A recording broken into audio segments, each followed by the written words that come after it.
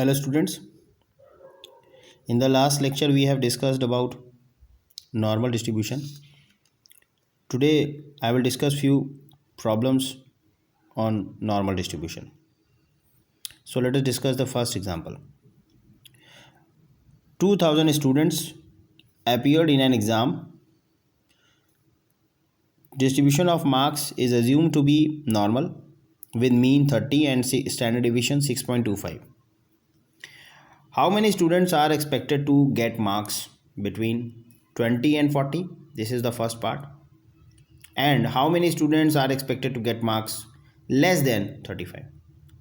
So as you can see that in this problem, total 2000 students appeared in an exam. 2000 बच्चों ने कोई exam दिया है और जो मार्क्स का डिस्ट्रीब्यूशन है वो नॉर्मल कह रहे हैं ना, एज्यूम टू बी नॉर्मल, मतलब वो नॉर्मली डिस्ट्रीब्यूटेड है, मतलब वो मार्क्स डिस्ट्रीब्यूशन नॉर्मल डिस्ट्रीब्यूशन को फॉलो कर रहा है। ऐसे हमें पता चला कि यहाँ पे नॉर्मल डिस्ट्रीब्यूशन अप्लाई करना है। उसका मीन भी दिया है और आपको स्टैंडर्ड डेविएशन सिग्मा भी दिया है, म्यू दिया है, सिग्मा दिया है। ठीक है, हमने लिख लिया, म्यू दिया 30 एंड सिग्मा दिया 6.25। टोटल बच्चे कितने 2000 है, तो capital N is equal to 2000। Capital N का मतलब नंबर ऑफ एक्सपेक्टेड फ्रीक्वेंसी ना, कितनी बार हमने एक्सपेरिमेंट को कितनी बार परफॉर्म किया है। मैंने आप लास्ट लेक्चर में याद हो मैंने ऐसा डिस्कस किया था, पॉइजन और बायनोमियल के जब क्वेश्चन लगा रहे थे, तो कैपिटल एन का मतलब कि किसी एक्सपेरिमेंट को कितनी बार हमने रिपीट किया है। अब यहाँ पे एक्सपेरिमेंट का मतलब है कि हर एक बच्चा एक खुद में एक एक्सपेरिमेंट है जो कि एग्ज़ाम दे रहा है। एक स्टूडेंट जो एग्ज़ाम दे रहा है वो एक एक्सपेरिमेंट है, दूसरा स्टूडेंट दे रहा है, that is the second experiment, the same experiment. ठीक है, क्योंकि एग्ज़ाम तो सेम है, जो एक बच्चा दे रहा है उसके बाद दूसरा दे रहा है उसी एग्ज़ाम को, तीसरा दे रहा है, तो ये एक्सपेरिमेंट हो गए हमारे लिए कैपिटल एन। ठीक है, तो टोटल जो नंबर ऑफ एक्सपेरिमेंट कितनी बार रिपीट किया गया इस एक्सपेरिमेंट को, दैट इज़ 2000, यानी 2000 बच्चों ने इस एक्सपेरिमेंट को या पेपर को दिया, एग्ज़ाम दिया। तो अब सबसे पहले तो हमें ये कह रहा है कि आपको निकालना है कि ऐसे इन 2000 में ऐसे कितने बच्चे होंगे जिनके नंबर 20 से 40 के बीच में आएंगे, जिनके मार्क्स 20 से 40 के बिटवीन में आएंगे, और ऐसे 2000 में से ऐसे कितने स्टूडेंट्स होंगे जिनके नंबर 35 से कम होंगे। 2000 में टोटल बताना है। ठीक है, तो अब सबसे पहले हमें निकालना पड़ेगा, जैसे फर्स्ट पार्ट की बात करें 20 से 40 के बीच में कितने बच्चे होंगे हमें निकालना है। तो हम पहले ये निकालेंगे कि एक स्टूडेंट एक एक्सपेरिमेंट के लिए सॉल्व करेंगे, दैट इज़ एक स्टूडेंट जो एग्ज़ाम दे रहा है उसके मार्क्स 20 से 40 के बीच में आएंगे, इस बात की क्या प्रॉबिलिटी है। और उस एक स्टूडेंट के लिए जो प्रॉबिलिटी आएगी उसके मार्क्स के 20 से 40 के बीच में होने की जो प्रॉबिलिटी निकलेगी सॉल्व करने पे, उसको आप मल्टीप्लाई कर देंगे 2000 से, टोटल नंबर ऑफ स्टूडेंट्स है, तो आपको पता चल जाएगा ऐसे कितने स्टूडेंट होंगे जिनके मार्क्स 2000 में ऐसे कितने स्टूडेंट्स होंगे जिनके मार्क्स 20 से 40 के बीच में आएंगे। ठीक है, and similarly we will do for the second part also.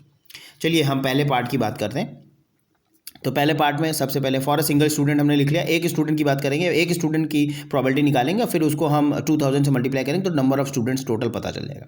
तो एक्स क्या है, यहाँ पे जो हमारा नॉर्मल वेरिएबल एक्स है वो क्या है, मार्क्स ऑब्टेन, कि किसी स्टूडेंट को कितने नंबर मिल रहे हैं। हम मार्क्स में इंटरेस्टेड है तो ऑब्वियसली मार्क्स किसी भी स्टूडेंट को जितने मिले वही हमारा वेरिएबल है एक्स। म्यू 30 गिवन है, सिग्मा स्टैंडर्ड डेविएशन 6.25 गिवन है। तो चलिए हम Z standard normal variable Z की वैल्यू कैलकुलेट कर लेते हैं। ट्रांसफॉर्मेशन आपको पता है, तो Z1 Z2 निकाल लेते हैं। एक लिमिट, एक लोअर वैल्यू x की है 20, अपर वैल्यू x की है 40, तो x1 दिया है आपको, x2 दिया है। यहाँ से आप x की अलग अलग वैल्यूज़ के लिए x1 के लिए Z1 निकालिए, x2 के लिए Z2 निकालिए, या ए और बी, हमने जो ग्राफ में मैंने समझाया था तो ए और बी यूज़ किया है, तो ए पॉइंट के लिए आप Z1 को निकाल लीजिए, ऐसे ही x बराबर बी पॉइंट के लिए आप Z2 को निकाल लेते हैं। चलिए पहले ए के लिए जो पहला पॉइंट है 20, x बराबर 20, उसके रिगार्डिंग हम निकालते हैं, या ए बराबर 20 उसके रिगार्डिंग निकालते हैं Z1 की वैल्यू क्या आएगी। फॉर्मूला वही चलेगा, आपको पता है ट्रांसफॉर्मेशन कैसे हम करते हैं। तो Z1 is equal to X minus mu upon sigma, formula वही है। x की जगह पर जो भी पॉइंट है आपका, या a जो भी वैल्यू है 20 है वो रख दीजिए, म्यू आपको पता है 30, सिग्मा आपको पता है 6.25, रख के आप सॉल्व कर लीजिए। Z1 पहला पॉइंट आ गया, मतलब हमने 20 को हमने कन्वर्ट कर दिया Z1 के फॉर्म में, स्टैंडर्ड नॉर्मल वेरिएबल Z1 के फॉर्म में आ गया, Z के फॉर्म में, दैट इज -1.6, इसको Z1 मान लिया। ऐसे जो दूसरी अपर लिमिट थी उसके लिए हमने Z2 निकाल लिया, तो ये Z2 की वैल्यू आ जाएगी हमारी b minus mu upon sigma कर दिया है, मतलब सेकंड वैल्यू है x की जगह पर, तो 30 माइनस म्यू अपॉन सिग्मा 1.6 आ गया। तो -1.6 से +1.6 आप देख रहे हैं ना, तो ये आ गया हमारा। हमें प्रॉबिलिटी निकालनी थी x की, x लाइज बिटवीन 20 से 40, तो हमने यही प्रॉबिलिटी या यही प्रॉबिलिटी बराबर होगी अगर हम z के लिए सॉल्व करें, तो z के लिए लिमिट्स हमने निकाली, 20 के रिगार्डिंग आई है -1.6 और 40 के रिगार्डिंग आई है +1.6। तो यानी ये प्रॉबिलिटी जो x के लिए थी 20 से 40 के बीच में नंबर के बीच में मार्क्स आएंगे, उस वो सेम है अगर हम z के लिए सॉल्व करें प्रॉबिलिटी कि z लाइज बिटवीन -1.6 से +1.6। अब इसके लिए आप जब सॉल्व कर रहे हैं तो क्यों हम लोग कन्वर्ट करते हैं, कन्वर्ट इसलिए करते हैं क्योंकि आपको जो टेबल दी होती है स्टैंडर्ड नॉर्मल टेबल वो z के लिए दी है, इसलिए हमको x से उसको बदलना होता है z के फॉर्म में, ताकि हम स्टैंडर्ड नॉर्मल टेबल से वैल्यू फाइंड आउट कर सकें। ठीक है, तो अब देखिए आप, ये मैंने प्रॉपर्टी आपको बताई थी कि अगर -a से +a है probability, z lies between -a से +a, तो ये क्या हो जाएगा 2 टाइम्स 0 से ए हो जाएगी। तो ये देखिए ये प्रॉबिलिटी पिछले लास्ट टर्म पे हमने लास्ट लेक्चर में डिस्कस की थी कि अगर -a से +a लिखी यानी -2 से +2 -3 से +3, तो ये 2 टाइम्स 0 से 2 0 से 3 ऐसे हो जाती है, -a से +a, तो 2 times probability of z lies between lying between 0 to a। तो इसको भी हमने ऐसे लिख लिया भाई, तो -a से +a थी तो 0 से a ले लिया और 2 टाइम्स कर दिया प्रॉबिलिटी। और ये आप इसको स्टैंडर्ड नॉर्मल टेबल से निकाल सकते हैं। देखिए कैसे निकाल सकते हैं मैं आपको बता रहा हूँ, देखिएगा। तो आपको वैल्यू निकालनी है 0 से, देखिएगा कहाँ से निकालनी है, 0 से लेके 1.6 के लिए। मैंने बताया जो स्टैंडर्ड नॉर्मल टेबल है हमारी वो हमको 0 से स्टार्ट होती है। देखिए ये देखिए z की वैल्यू जो है ये ऊपर भी चलेगी और नीचे चलेगा, आपको नीचे की तरफ देखना है इंडेक्स में वैल्यू। तो देखिए z आपका चल रहा है 0.0 से लेकर के ये कहाँ तक गया है, देखिए टेबल आपकी 3.1 तक गई है, इसके आगे नहीं है। तो 0.0 से लेके 3.1 तक ही जाएगी। ठीक है, और ऊपर भी ऐसे इंडेक्स चलेगा, आपको वैल्यू निकालनी है। देखते हैं हम जरा इसमें वैल्यू निकालने का तरीका बताते हैं। सबसे पहले आप देखिए आपको कहाँ से कहाँ तक के लिए वैल्यू निकालनी है, आपको निकालनी है 0 से 1.6 तक। ठीक है, तो चलिए देख लेते हैं। तो 0 z इक्वल टू 0, तो z इक्वल टू 0, तो देखिए वैल्यू यहीं पे आपको मिल रही है। z की वैल्यू 0 से लेके 1.6 के बीच में लाई कर रही है ना। तो 0 से लेके कहाँ तक जाना है आपको, देखिए आपको जाना है 1.6 तक जाना है, ये है 1.6, दिख रही वैल्यू आपको, ये है, ये 1.6 है। तो 1.6 पे वैल्यू कितनी आ रही है इनकी, देख लेते हैं हम लोग। देखिए हमने डायरेक्ट मल्टीप्लाई करके लिखा है, लेकिन ये वैल्यू कैसे आई है ये हम लिख देते हैं, हम बता देते हैं आपको कैसे ये वैल्यू हम लिख रहे हैं, तो उसको भी डिस्कस कर लेते हैं कैसे लिखा हमने। आप देखिए सबसे पहले 0 से 1.6 के लिए निकालनी थी, तो 0 तो ठीक है, 0 से स्टार्टिंग होती है और कहाँ तक गया, 1.6 तक गया। 1.6 पे आप जरा z की वैल्यू देखिए क्या है, 1.6 पे वैल्यू है, ये पहले इंडेक्स में देखेंगे 0.4452 है ना, 0.4452। ठीक है, ये है वैल्यू, ये आपको वैल्यू मिल गई।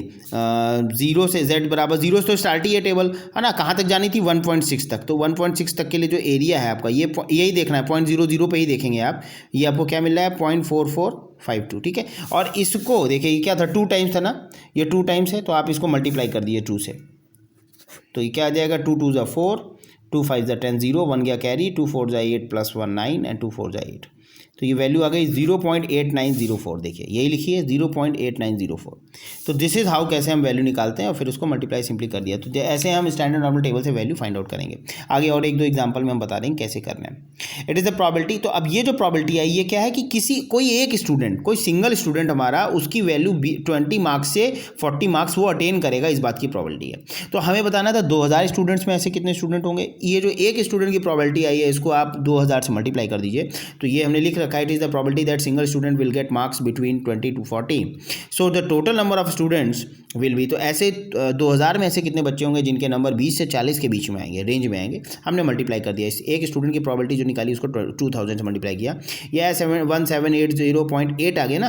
8 तो मतलब अप्रॉक्सीमेट होगा तो 1 नहीं देगा, तो यानी अप्रॉक्सीमेटली हम कह सकते हैं 1781, 1781 स्टूडेंट्स ऐसे होंगे जिनकी प्रॉबिलिटी जो है इस बात की इनकी ये बच्चे जो है 20 से 40 के मार्क्स के बीच में इनको नंबर मिलेंगे 2000 में। आप देख सकते हैं कितना बड़ा आंकड़ा है। आउट ऑफ 1781 स्टूडेंट्स के नंबर 20 से 40 की रेंज में आएंगे। ठीक है, अच्छा, दूसरा सेकंड पार्ट में हमसे कह रहा था क्वेश्चन में कि लेस देन 35। 2000 में ऐसे कितने बच्चे होंगे जिनके 35 से कम नंबर आएंगे? तो 35 से कम आएंगे, लेस देन 35। देखिए मतलब प्रॉबिलिटी x लेस देन 35 आपको निकालनी है। तो जब 35 से लेस देन की बात कर रहा है तो लेस देन कहाँ से कितने कम जाएंगे तो आपको पता है। लेकिन देखिए वैसे तो क्लास में अगर आप स्टूडेंट्स की बात करेंगे तो किसी भी बच्चे के मिनिमम जो नंबर आ सकते हैं वो क्या हो सकते हैं, 0 हो सकते हैं क्लास में। लेकिन जब आप नॉर्मल वेरिएबल के टर्म में बात करेंगे कि x की वैल्यू लेस देन 35 है, तो जब आप नॉर्मल वेरिएबल के टर्म्स में हम बात करते हैं तो इसका मतलब हम क्या करेंगे भाई, देखिएगा। तो इसका मतलब ये हो गया कि हम जब 35 से कम, जैसे मान लेता हूँ ये वैल्यू है, फॉर एग्जांपल मान लेता हूँ ये x बराबर 35 है, ये पॉइंट, ठीक है। 35 से हम हमको x की वैल्यू, सॉरी ये माइनस में आएगा, ये प्लस में आएगा। थोड़ा सा और मैं साफ बनाता हूँ इसको, ये हो गया, ठीक है, ये है। तो मान लेते हैं ये x बराबर, ये तो मीन हो गया, ठीक है, यहाँ पे z 0 होगा, x बराबर म्यू होगा, ठीक है। अगर ये है पॉइंट, ये आपको दिया है x बराबर जैसे दे रहा है 35, तो अगर x लेस देन 35 आपको लेना है, ये x बराबर 35 पॉइंट है, इससे ज़्यादा x ग्रेटर देन है तो आपको आगे का एरिया निकालना है। लेकिन आपसे कह रहा है x लेस देन 35 लेना, तो यानी कि आपको ये एरिया फाइंड करना है। ध्यान दीजिएगा कि इसमें जब एरिया निकालेंगे तो अब ये तो पूरा पीछे तक जाएगा ना। आपको पता है कि यहाँ पे x बराबर क्या होता है, माइनस इन्फिनिटी होता है। तो ये लेस देन 35 का मतलब हुआ माइनस इन्फिनिटी से 35 तक के बीच में जो एरिया आएगा, इसके बीच का एरिया चाहिए। माइनस इन्फिनिटी से 35 के बीच का जो एरिया होगा हमें वो पूरा चाहिए। तो माइनस इन्फिनिटी से लेके 35, x लेस देन 35 का मतलब है x lies between minus infinity से 35। इस बात की प्रोबेबिलिटी निकालनी है आपको, probability of x lying between minus infinity two plus 35। और फिर इसको आप z में कन्वर्ट करके हम लिखेंगे। देखिए तो हमने क्या लिखा, देखिए x लेस देन 35 है तो इसको हमने लिखा probability x lies between minus infinity से 35 से तो छोटा है, लेकिन कितना कहाँ तक और बड़ा किससे होगा, तो जो मिनिमम वैल्यू है वो माइनस इन्फिनिटी होती है x की। माइनस इन्फिनिटी से आप स्टार्ट करते हो x को नॉर्मल डिस्ट्रीब्यूशन में। चलिए तो अब इसके रिगार्डिंग इसको z में कन्वर्ट कर लीजिए। तो देखिए माइनस इन्फिनिटी के लिए z तो भी माइनस इन्फिनिटी ही देगा वैल्यू, क्योंकि आप जब इस फॉर्मूले में आप रखेंगे वैल्यू x की तो z minus X upon sigma होता है, sorry z equal to X minus mu upon sigma होता है। x की जगह माइनस इन्फिनिटी रखेंगे तो फिर म्यू और सिग्मा चाहे जो हो, रिजल्ट तो माइनस इन्फिनिटी ही रहेगा। तो माइनस इन्फिनिटी जब x की वैल्यू होगी तो z भी माइनस इन्फिनिटी देगा। हाँ लेकिन 35 के लिए आप निकाल सकते हैं, आप 35 रख के देख लीजिए। ये देखिए निकाला है फॉर 35। तो जब आप 35 रखेंगे x की जगह पर a हमने मान लिया है या x, बात एक ही है, a लिखें या x लिखें एक ही बात है।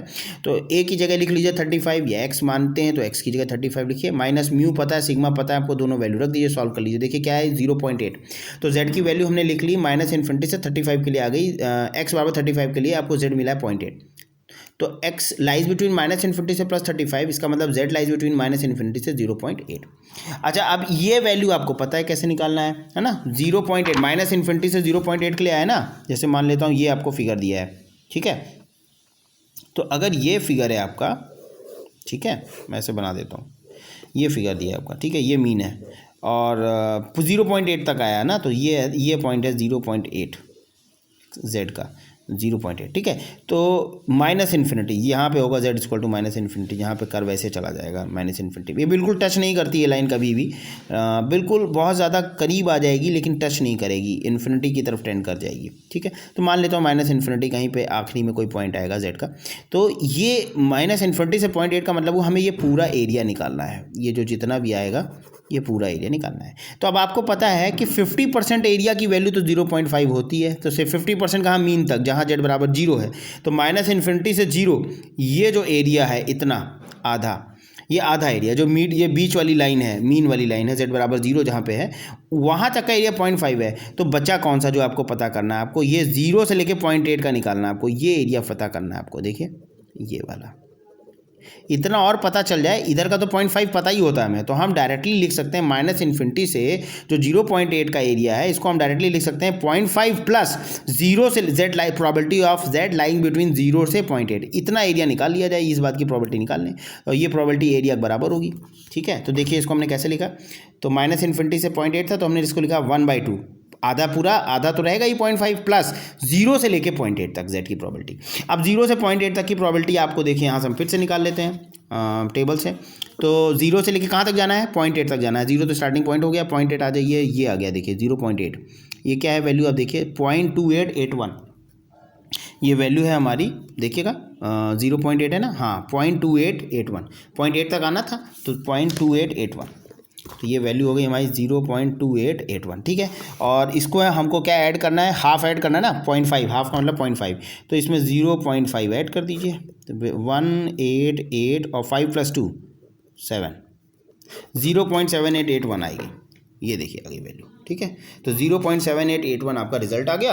तो ये एक स्टूडेंट की प्रॉबिलिटी है कि कोई भी एक स्टूडेंट क्लास का जिसने एग्ज़ाम दिया था उसके मार्क्स 35 से कम आएंगे, इस बात की है। तो अब टोटल बच्चे कितने होंगे 2000 में जिनके मार्क्स 35 से कम आ सकते हैं, तो एक बच्चे की जो प्रॉबिलिटी निकाली इसको 2000 से मल्टीप्लाई कर दीजिए, तो आपको टोटल कितने स्टूडेंट ऐसे होंगे जिनके मार्क्स 35 से कम आएंगे वो हमें मिल जाएगा। तो देखिए हमने निकाल दिया है, has the total number of students 2000 into एक स्टूडेंट की प्रॉबिलिटी 35 से कम मार्क्स आने की, मल्टीप्लाई किया, दैट इज़ 1576, यानी कि 1576 ऐसे स्टूडेंट्स होंगे जो जिनके मार्क्स 35 से कम आएंगे, ठीक है। तो ये इस तरह से मैंने एक एग्जाम्पल को कोशिश की कि इसको अच्छे से एक्सप्लेन कर पाऊँ। एक और एग्जाम्पल है, उसको भी देख लेते हैं, उम्मीद है आपको समझ में आया होगा। चलिए इसको देख लेते हैं। Assume mean height of soldiers to be 68.22 inches. कोई एक रेजिमेंट है सोल्जर्स की, उस रेजिमेंट में जो सोल्जर्स हैं उनकी मीन हाइट यानी उनकी जो एवरेज हाइट है वो आपको गिवन है, म्यू दिया है आपको, ये देख लिया मैंने, लिख लिया म्यू 68.22 इंचेस, इंच में है हाइट ये, ओके। और वेरिएंस दिया है उनके जो हाइट्स का वेरिएंस है, यानी वेरिएंस मतलब सिग्मा स्क्वायर दिया 10.8 इंचेस, देखिए ये लिखा है सिग्मा स्क्वायर 10.8, तो सिग्मा स्क्वायर दिया तो स्टैंडर्ड डिवीजन आप सिग्मा निकाल लेंगे, अंडर रूट ले लीजिए, तो अंडर रूट ऑफ 10.8 हो जाएगा सिग्मा की वैल्यू, ठीक है।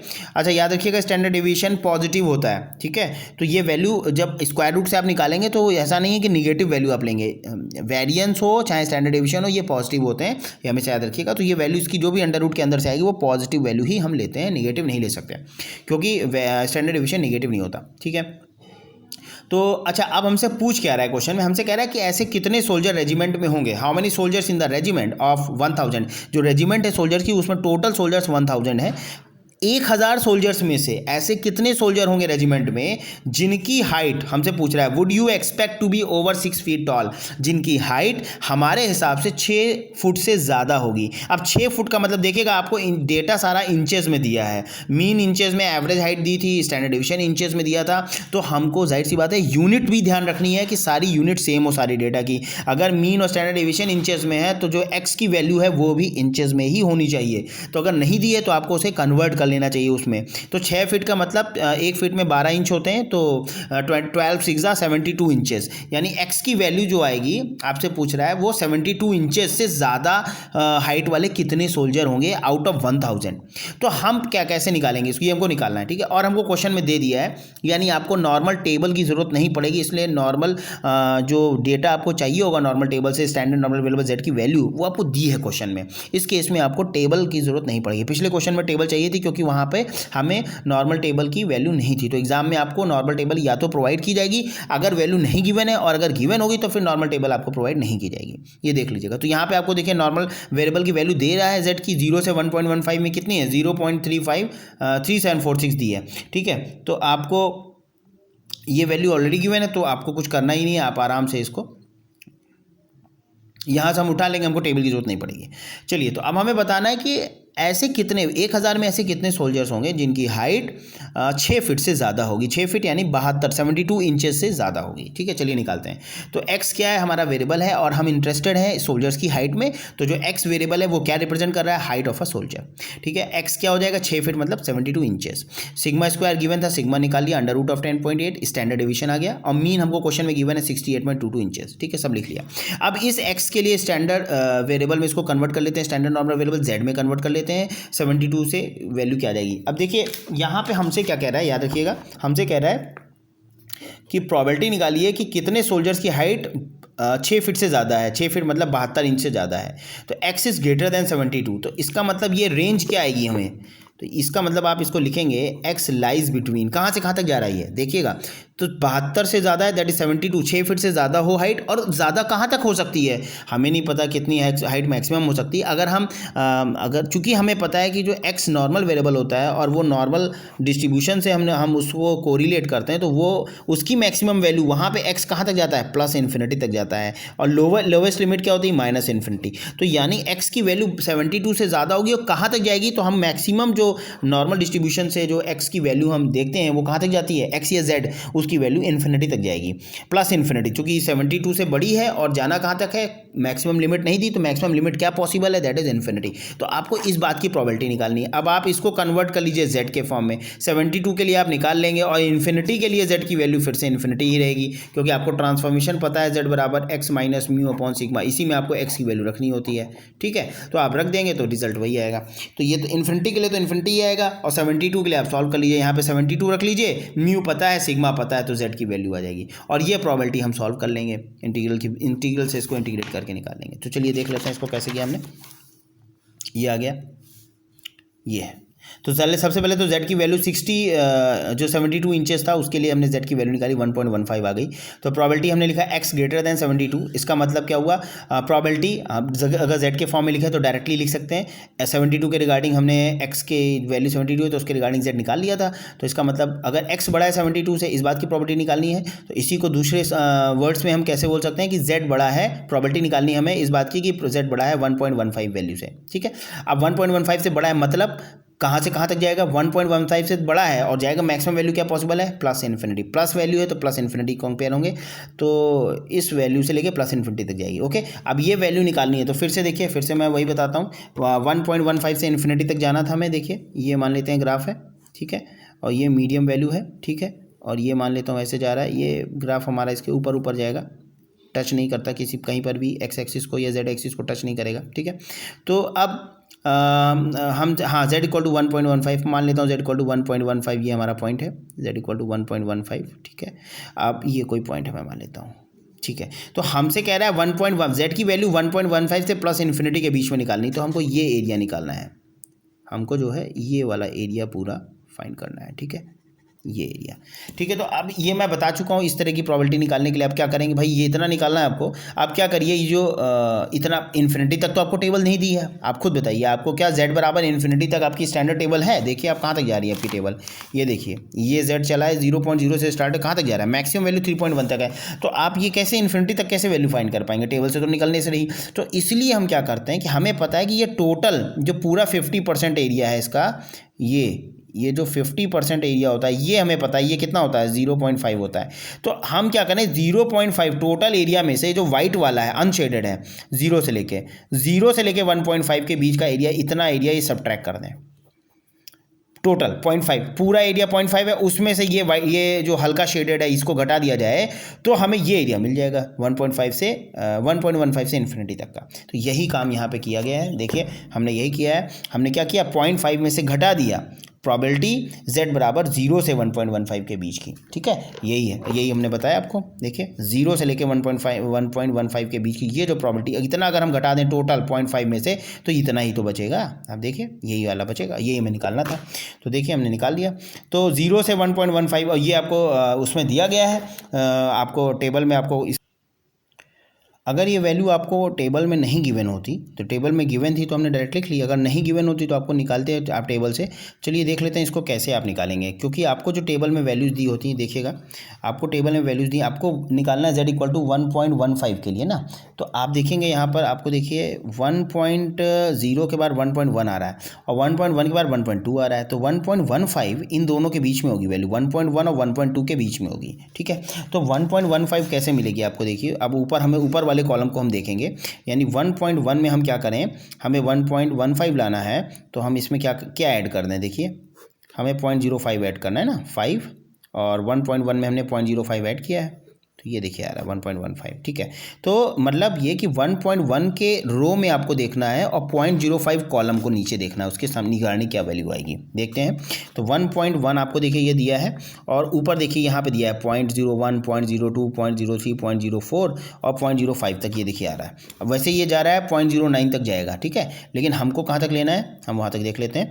तो 1.1 से हमें 0.05 तक देखना था, ठीक है। 0.05 के नीचे आ जाइए और 1.1 के सामने चले आइए। तो ये देखिए ये वैल्यू मैंने इसको एनसेंकर कर दिया 0.05 के नीचे और 1.1 के सामने। तो 1.1 में 0.05 ऐड करेंगे आप तो हमको रिजल्ट मिलेगा 1.15 जो हमें वैल्यू चाहिए, और उसकी वैल्यू यहाँ पे दिखा रहा है 0.3749 टेबल में दिखा रहा है। मे बी बुक में हमें लग रहा है मिसप्रिंट है डेटा, इसलिए हमको इन्होंने थोड़ा सा वेरी कर रहा है। लास्ट डिजिट में इनका 6 है, 46 है, हमारा 49 आ रहा है जो बुक में शो कर रहा है। हालांकि उससे प्रोबेबिलिटी पे कोई बहुत इफेक्ट नहीं पड़ने वाला है क्योंकि 4 डिजिट पे चेंज है, ऐसा कोई बहुत चेंज नहीं आएगा। तो लेकिन फिर भी मैंने आपको बताया कि अगर आपको बुक से निकालना है तो आप कैसे निकालेंगे, तो इस तरह से करके आप बुक से निकाल सकते हैं, ठीक है। या आपको एग्ज़ाम में आपको टेबल आपको दी जाएगी तो टेबल आपको प्रोवाइड होगी, अगर वैल्यू नहीं गिवन है तो टेबल मिलेगी, आप टेबल से निकाल लेंगे, ठीक है, ऐसे ही निकाल लीजिएगा। तो ये वैल्यू आ गई 0.5 में से इसको सब्ट्रैक्ट कर दिया, वैल्यू आ गई। अब ये एक स्टूडेंट की प्रोबेबिलिटी थी कि उसके मार्क्स जो है 35 से कम आएंगे, तो आपको हाँ ये एक सोल्जर की हाइट जो है, ये इस बात की प्रोबेबिलिटी कि किसी भी सोल्जर की हाइट 6 फीट से ज़्यादा होगी, यानी 72 इंचेस से ज़्यादा होगी, इस बात की प्रोबेबिलिटी निकाली हमने। तो हमें टोटल 1000 सोल्जर्स की जो रेजिमेंट है उसमें ऐसे कितने सोल्जर होंगे उन जिनकी हाइट जो है एक्सपेक्टेड हाइट जो है वो 6 फीट से ज़्यादा होगी या 72 इंचेस ज़्यादा होगी, वो हम निकाल लेते हैं। 1000 से मल्टीप्लाई कर दिए इस प्रोबेबिलिटी को, तो आपको ये पता मिल गया 125.4। अप्रॉक्सीमेट करेंगे 5 से ऊपर, यानी 6 या 6 से ऊपर होता तो हम नेक्स्ट डिजिट को लेते, लेकिन चूंकि 5 या उससे कम है तो इसलिए हम जो पॉइंट के बाद की डिजिट है उसको हम छोड़ देंगे, यानी सिर्फ 1.25 ही हम ले लेंगे, यानी करीब 125 सोल्जर्स आउट ऑफ 1000 में 125 ऐसे सोल्जर होंगे जिनकी हाइट 6 फुट से ज़्यादा होगी। क्योंकि हमको इसमें डेटा दिया था कि हमें मीन हाइट पता थी, हमें एवरेज हाइट पता थी उन सोल्जर्स की। एवरेज हाइट हमको क्वेश्चन में गिवन है, मीन दिया था ना 68.22 और स्टैंडर्ड डेविएशन भी दिया था, तो इस वजह से हमको पता चल गया कि वहाँ पे एक हमने ऑलमोस्ट अप्रॉक्सीमेट, यानी बहुत हद तक ये एक्यूरेट डेटा होगा चूँकि ऑलरेडी हमें एक डेटा गिवन है उससे हमने निकाला है, तो कि वहाँ पे करीब 125 ऐसे सोल्जर्स होंगे जिनकी हाइट 6 फुट से ज़्यादा होगी या 72 इंचेस ज़्यादा होगी। आई होप कि आपको समझ में आया होगा। ये दोनों प्रॉब्लम्स मैंने कोशिश की है आपको समझाने की, तो उम्मीद आप इनको 1-2 बार इनको प्रॉब्लम्स को फिर से लगाइएगा अपने आप, और इसके अलावा भी प्रॉब्लम्स ट्राई कीजिएगा। आई होप कि आपको समझ में आएगा ये कॉन्सेप्ट कैसे है क्वेश्चंस को लगाना है। तो आज के लिए इतना ही, थैंक यू।